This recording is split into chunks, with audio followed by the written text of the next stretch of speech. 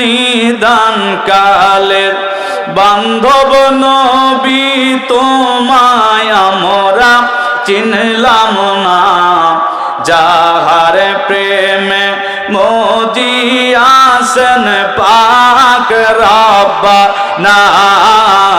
বলেন যাহার প্রেমে মজিয়াছেন পাক মাবুদ আল্লাহর পাক দরবারে